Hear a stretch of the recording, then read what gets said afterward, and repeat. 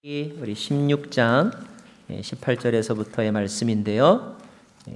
20절 말씀까지 읽고 함께 은혜를 나누도록 하겠습니다. 신명기 16장 18절부터의 말씀입니다.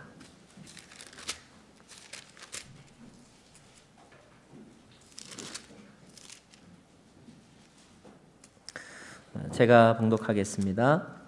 너희 하나님 여호와께서 너희에게 주시는 모든 성에서 너희 각 지파마다 재판관과 관리들을 세우라. 그러면 그들이 백성들을 공평하게 판결할 것이다. 정의를 왜곡하거나 편견을 가지지 말라. 뇌물을 받지 말라. 뇌물은 현명한 사람들의 눈을 감기고 의인들의 말을 왜곡시킨다. 정의를 따르라. 그러면 너희가 살고 너희 하나님 여호와께서 너희에게 주시는 그 땅을 차지하게 될 것이다. 20절 말씀까지 봉독했습니다. 하나님의 은혜가 여러분 모두에게 충만하기를 간절히 소망합니다. 우리가 믿음의 사람들은요, 말씀을 들을 때 아멘 아멘 합니다. 아멘은 그렇습니다, 제가 동의합니다, 그런 뜻이에요. 믿으십니까? 아멘. 축복할 때 아멘 하십시오. 성령 충만하십시오. 아멘. 전쟁에 참가했던 참전 용사들이 모여가지고 전쟁터에서 있었던 일을 서로 막 이야기하는 거예요. 한 사람은 난 베트남전에 참석했어. 그는 밀림에서 어떻게 살아남았는지를 이야기합니다. 또 한 사람은 나는 걸프전에 참가했었어. 그는 사막에서 어떻게 살아남았는지에 대해서 이야기합니다. 근데 한 사람은 자신은 아직 전쟁 중이라고 말합니다. 그래서 너무 힘들다고 이야기합니다. 다른 사람이 묻습니다. 어떤 전쟁에 참가했는데? 사랑과 전쟁.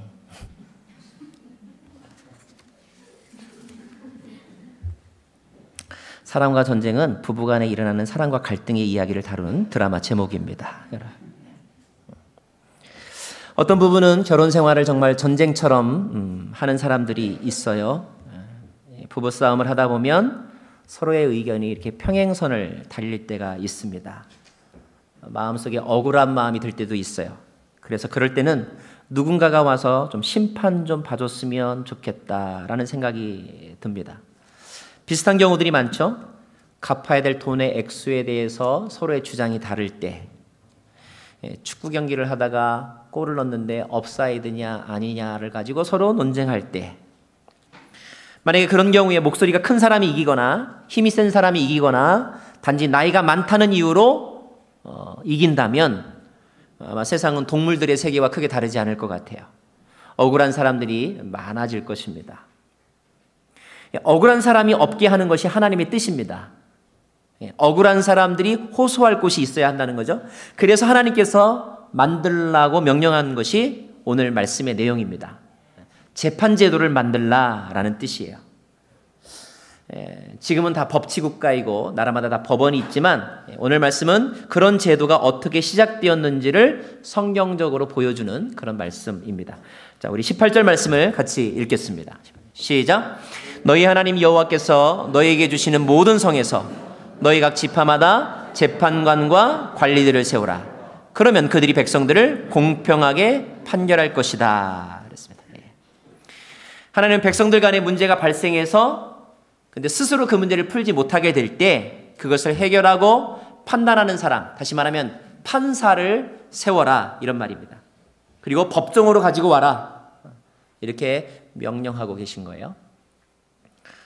어쩌면 인생은 다 법정이라고 생각이 듭니다. 자, 우리가 만약에 법정에 섰다고 한다면 그 법정에 서는 사람들은 어떠한 사람들이어야 하는가, 어떤 태도를 가져야 되는가? 20절 말씀을 같이 읽겠습니다. 20절 시작.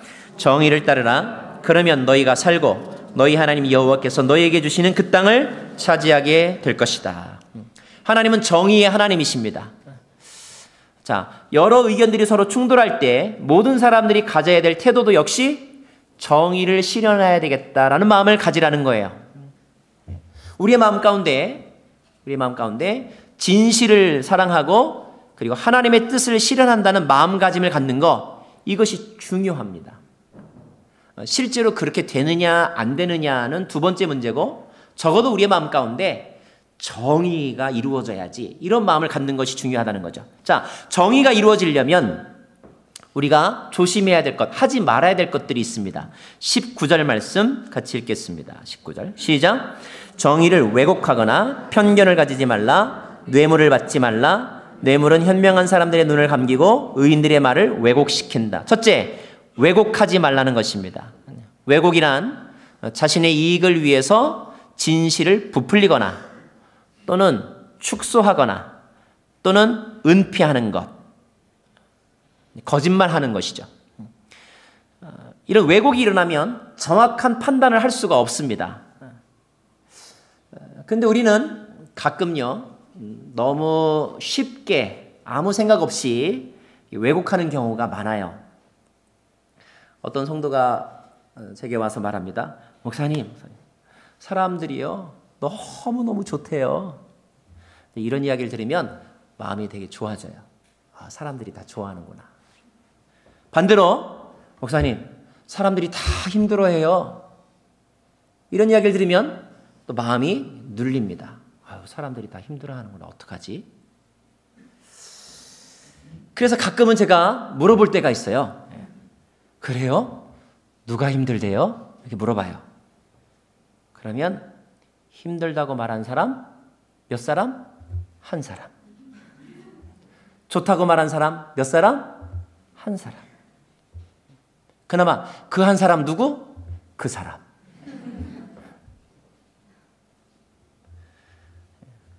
사실은 자기의 생각뿐인데 다른 사람이 그랬다고 얘기를 합니다. 또 그렇게 말한 사람 한 사람한테 얘기를 들었을 뿐인데 전부 다 힘들어해요. 전부 다 좋아해요. 이렇게 과장하는 그런 경향들이 우리에게 있어요. 교인들 사이에서 소문이나 뒷담화, 가십이라고 그러죠. 그런 것들이 많이 돌아다닐 때가 있습니다. 그것들 때문에 교인들 간에 서로 이렇게 분쟁이 생기는 경우들도 있어요. 만약에 여러분이 그런 상황에서 정의를 실현하고자 한다면, 문제를 해결하고자 한다면 그때 중요한 것은 말을 아끼는 것입니다. 정확하지 않은 이야기, 자기가 직접 보고 듣지 않은 이야기 하지 않는 것. 소문, 루머가 아니라 사실, 팩트만을 이야기하는 것. 왜냐하면 하나님은 정직한 사람, 진실한 사람을 좋아하시기 때문에 그렇습니다. 저는 저와 여러분이 진실을 말하는 습관을 훈련하기를 원해요.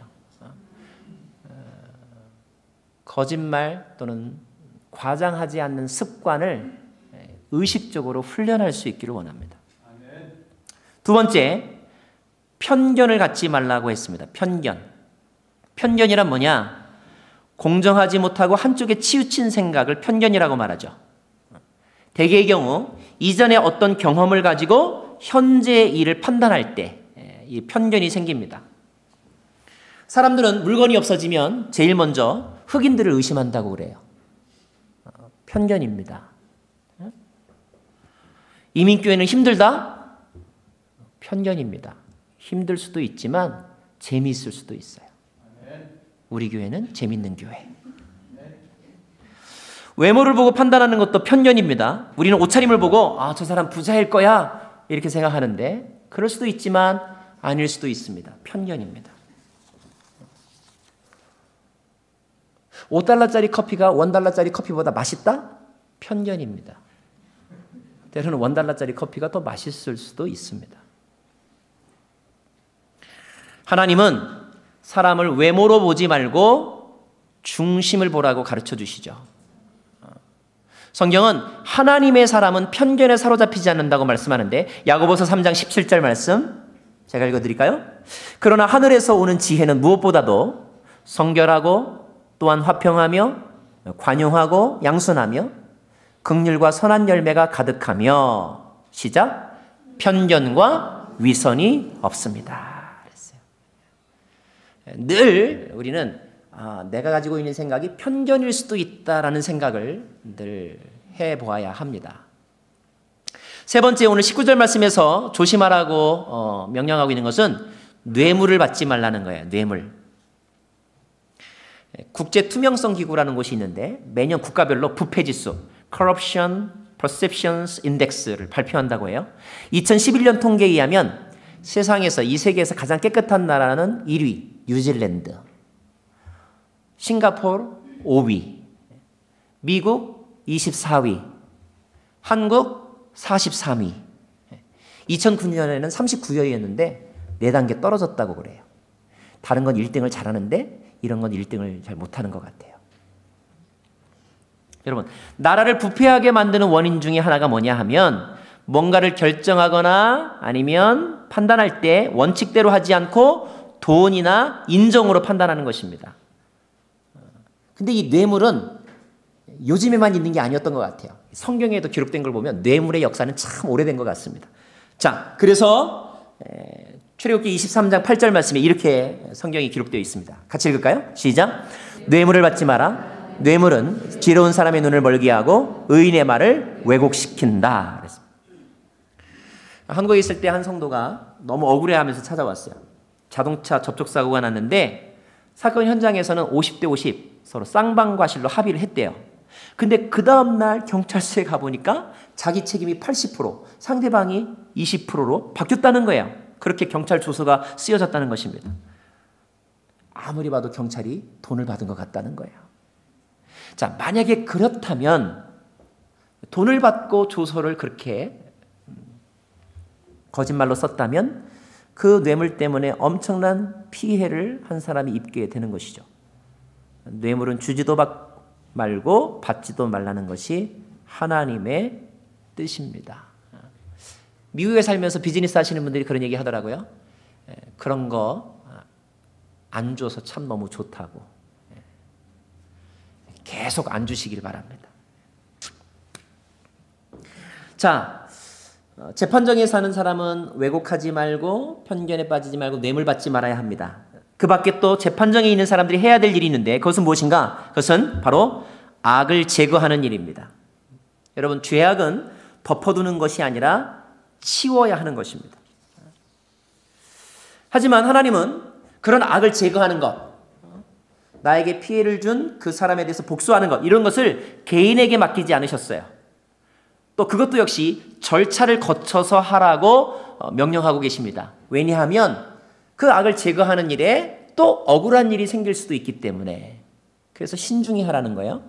17장 4절 말씀 보면 이런 표현이 나옵니다. 17장 4절 보면 어떤 사람이 어떤 악을 행한 것이 발견이 되면 4절 말씀 시작. 그것을 너희가 알게 되었다면 너희는 그것을 자세히 조사하라. 이 자세히 조사라고 하는 말씀 속에 담겨지는 뜻이 뭘까요? 그리고 가능한 한 많은 사람의 이야기를 들으라는 거예요. 6절 말씀 보면 두세 사람의 증언으로 그 사람을 죽이고 한 사람의 증언으로는 그 사람을 죽일 수 없다. 이 말은 무슨 뜻이냐면 만약에 죄를 지어서 사형을 시켜야 될 일이 생기면 한 사람 말만 듣고 사형시키지 말고 최소한 두세 사람은 들어야 된다. 신중하라는 말입니다. 다양한 각도에서 깊이 생각해 보라는 뜻이에요. 제가 시카고에 있을 때 2009년의 일로 기억이 되는데 4월 달이었습니다. 한 한국인의 가정에서 새벽에 그 집 아들이 현관에서 칼에 찔려 살해당한 사건이 발생했어요. 가족들은 경찰에 신고를 했죠. 경찰은 하루쯤 있다가 범인을 체포했는데 체포된 범인은 다름 아닌 그의 아버지 고형석이라는 분이었어요. 왜 이런 일이 일어났을까? 정말로 그 아버지가 아들을 죽였을까? 아버지는 자기가 아들을 죽이지 않았다고 주장했습니다. 당시 아버지의 나이는 55세였었는데 아들의 나이는 22살. 아버지는 게다가 병이 있어서 연약했는데 자기는 아들을 죽일 힘도 없고 또 죽일 이유도 없었다는 것이 아버지의 주장이었어요. 그럼 왜 그렇게 되었느냐? 초기에 경찰들이 와서 수사할 때 그 강압적인 유도신문 그리고 통역의 잘못으로 인하여서 한 자백이 그렇게 체포하게 된 것입니다. 이 아버지가 뭐라고 말했냐면 아유 아들이 죽은 거 다 제 잘못이죠 이렇게 말했는데 한국 사람들이 하는 그 정서를 통역하는 사람이 마치 내가 guilty, I'm guilty 이렇게 번역을 한 거예요. 자, 진실이 어디에 있는지는 아무도 모릅니다. 범인이라면 처벌받아야 되겠죠? 그러나 범인이 아니라면 석방되어야 합니다. 근데 지금 2009년의 사건이 지금 2012년, 오늘도 저한테 이메일이 왔어요. 기도해달라고. 그의 무죄를 주장하는 사람들이 대책위원회를 만들어서 그분을 돕고 있습니다. 돈도 많이 들고 시간도 많이 듭니다. 한국 SBS 그것이 알고 싶다 해서 방영하기도 했어요. 자, 비록 힘들지만 그러나 그런 노력들이 있어야 합니다. 왜냐하면 그것이 세상을 더 정의롭게 만들기 때문에 그런 것이죠. 마찬가지입니다. 우리가 공동체에서 일어난 여러 가지 사건들, 그런 일들이 있는데 그런 이야기들에 대하여 좀 더 신중하고 지혜롭게 처리해 가야 할 필요가 있습니다. 한 사람 말이 아니라 두 사람, 세 사람 이야기를 들어야 되고 여러 각도에서 살펴보아야 합니다. 만약에 그런 과정을 통해서 무엇이 잘못인지 그리고 악한 것이 무엇인지가 밝혀졌다면 그 다음에는 어떻게 해야 될까요? 그 다음에는 그 잘못에 대해서 단호해야 합니다. 가끔 우리는 잘못이 뭔지를 알면서도 인정을 베풀 때가 있어요. 그래도 교회인데요, 이렇게 말합니다. 모든 것은 은혜로 해야죠, 이렇게 말해요. 되게 자기하고 친한 사람에게 그런 일이 일어났을 때 이제 은혜라는 단어를 사용하죠. 하지만 우리는 예수님의 가르침에 주목해야 합니다. 예수님은 때로는 아주 단호하셨어요. 죄인과 죄를 구별하셨습니다. 진리를 지키기 위해서는 모든 것을 포기할 수 있어야 됐다고 가르치신 분이 예수님이세요. 만약에 악을 제때 제거하지 못하면 모든 것을 이룰 수도 있다고 가르치신 분이 예수님이십니다. 마태복음 5장 29절 말씀 같이 읽어볼까요? 시작. 내 오른쪽 눈이 너를 죄짓게 하거든 그 눈을 뽑아버려라. 온몸이 지옥에 던져지는 것보다 몸의 한 부분을 잃는 것이 더 낫다라고 되어 있습니다. 무슨 뜻입니까? 여러분, 우리에게 필요한 것은 죄에 대한 단호함입니다. 여러분, 너무 죄에게 친절하다는 소리 들으려고 애쓰지 마세요. 죄는 멀리해야 하는 것입니다. 죄의 인정을 베풀면 사회 전체가 무너지는 거예요. 하나님 오늘 말씀을 통하여 법정에서는 이렇게 모든 사람이 정직해야 되고 정의로워해야 된다고 말씀하고 있는데 이것은 비단 법정뿐만 아니라 우리의 매일매일의 삶에서도 정의가 실현되어야 합니다. 우리는 늘 하나님을 생각하면서 하나님과 같은 판단을 하는 사람이 되기를 기도해야 해요. 역대하 19장 7절 그래서 이런 말씀이 있습니다. 시작. 이제 여호와를 두려워하는 마음으로 깊이 생각해서 재판해라 그랬어요. 모든 일을 우리가 결정할 때, 판단할 때 여호와를 두려워하는 마음으로 깊이 생각해서 판단하여라. 우리 하나님 여호와께서는 불공평과 치우침도 없으시며 뇌물을 받지 않으시는 분이시다. 우리가 가져야 될 마음인 것입니다. 또 한 가지요. 또 한 가지. 우리가 법정에 서는 사람들이 가져야 될 또 하나의 태도가 있는데 그것은 무엇이냐면 그 내려진 결정을 잘 따르는 일입니다. 오늘 말씀 10절 말씀 같이 읽겠습니다. 시작. 너희는 여호와께서 선택하신 그 장소에서 그들이 너희에게 주는 그 결정에 따라 행동하라. 또 너는 그들이 내게 알려주는 모든 것대로 지켜 행하라. 11절. 그들이 너희에게 가르치는 법도와 그들이 너희에게 주는 결정대로 행동하라. 그들이 너희에게 한 말에서 오른쪽이나 왼쪽으로 벗어나지 말라. 결정이 되어졌으면 그대로 따르라는 것입니다. 아쉬울 때는 이것 좀 판정해 주세요 라고 부탁하는데 그 결과가 자기한테 불리하면 그 결과를 무시하는 것, 이것은 잘못된 태도라는 것입니다. 자, 결정한 것을 잘 지키려면요, 잘 따르려면 먼저 어떤 마음가짐이 있어야 하느냐? 그것은 결정과 결정한 사람들의 권위를 인정하는 마음가짐이 있어야 합니다. 12절 말씀 같이 읽겠습니다. 시작. 재판관이나 너희 하나님 여호와 앞에서 섬기고 있는 제사장을 무시하는 사람은 죽임을 당할 것이다. 너희는 이스라엘에서 그런 악한 사람들을 제거하라. 무슨 말입니까? 그런 권위를 무시하지 말라는 거예요. 이틀 전 제가 어떤 기사에서 봤는데 미국 어느 학교에서 학생이 선생님과 몸싸움을 하고 선생님을 때리는 일이 발생했다는 기사를 보았습니다. 어떤 교회에서는 성도가 강단에서 설교하는 목회자의 멱살을 잡아 끌어내렸다라는 이야기를 들은 적도 있습니다. 뒤에서 지도자들에 대해서 함부로 말하는 것을 아무렇지도 않게 생각하는 사람들이 있다고 합니다. 이것은 비극입니다. 이것은 하나님의 공동체가 아닙니다. 권위주의를 버리는 것은 좋은데 존중해야 될 권위마저 마구 짓밟히는 것 같아서 아쉽습니다. 그것은 마치 목욕물을 버리려다가 아기까지 버리는 것과 같은 것입니다. 성경은 우리에게 권세자들에게 순종하라고 가르쳐주고 있고, 물론 존경할 만큼 덕과 리더십을 가진 사람을 찾아보기가 어렵기는 하겠지만 그래도 우리는 그들의 권위를 인정하고 지켜야 하는 것입니다. 왜냐하면 모든 권위는 하나님께로부터 온 것이기 때문입니다. 로마서 13장 1절 말씀 같이 읽겠습니다. 시작. 각 사람은 위에 있는 권세들에게 복종하십시오. 무슨 권세든 하나님께로부터 오지 않은 것이 없고 이미 있는 권세는 다 하나님께서 세우신 것입니다. 따라서 권세에 대항하는 사람은 하나님의 명을 거역하는 것이니 거역하는 사람들은 심판을 자초할 것입니다. 예수님에게 내려진 재판처럼 세상에 잘못된 재판이 어디 있습니까? 그런데 예수님은 그 재판을 따르셨죠. 로마서를 쓴 사람은 사도 바울인데 당시 로마는 유대를 지배하는 침략자였습니다. 그럼에도 불구하고 사도 바울은 그 권세자들을 존중해야 된다고 가르쳐주고 있습니다.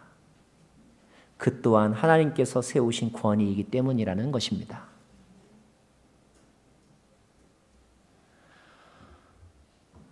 예수님만큼 법정에 억울하신 분 있으면 나와 보십시오. 자, 말씀을 마무리할까요? 오늘 말씀이 주는 전체 교훈이 무엇입니까? 이것은 억울한 사람들이 없는 세상, 진실과 정의가 드러나는 세상이 하나님이 원하는 나라의 모습이라는 것, 그것을 실현하라는 것. 우리는 날마다 인생의 법정에 서기도 합니다. 저는요, 우리들의 가정에서 억울한 자녀가 없기를 바라요. 갑자기 엄마! 하고 우는 아이의 소리가 들립니다. 형이 때렸어. 둘 불러다가 이야기를 듣습니다. 그런데 엄마나 아빠의 마음 가운데 누군가 편애를 한다면 한 사람은 억울한 상처를 안고 사는 것이죠. 왜곡이 없어야 되고 편견에 사로잡히지 말아야 되고 뇌물받지 않아야 합니다. 저는 우리 교회 안에도 억울한 성도가 없기를 바랍니다. 만약에 사람들이 여러분의 억울함을 다 풀어주지 못한다면 어떻게 해야 되는가? 상급법원에 항소해야 되죠. 최고의 법정으로 가지고 오십시오. 최고의 판사가 계십니다. 하나님이십니다. 최고의 법정은 하나님 앞에서 열리는 법정입니다. 거기에 최고의 변호사가 계십니다. 예수님이십니다. 최고의 증인이 있습니다. 성령님이십니다. 시편 9편 8절 말씀 시작. 주께서는 세상을 의롭게 심판하실 것이며 모든 민족을 다스리실 것입니다. 여호와는 억압받는 사람들의 피난처이며 환난 때 피할 요새이십니다. 아멘. 여러분, 그분 앞에서는 모든 게 다 드러날 거예요. 다 드러날 것입니다. 그분은 정의를 실현하고 악을 제거하실 거예요. 언젠가 우리 모두는 하나님의 법정에 서게 될 것입니다. 바라기는 우리 모두 무죄 선고 받기를 바랍니다. 기도하겠습니다.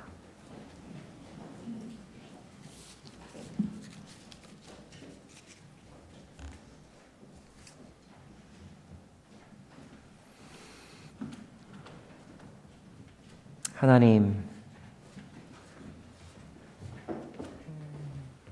때로는 답답하고 억울할 때가 많이 있어서 세상의 법정에 호소하기도 하고 들어줄 사람을 찾기도 합니다. 교회가 그들의 소리를 들어주는 공동체가 되기를 원합니다. 하나님, 그러나 오직 완전하신 재판관은 하나님뿐이십니다. 하나님 앞에 모든 것을 쏟아놓습니다. 진리와 정의로 판단하여 주십시오. 예수님 이름으로 기도합니다.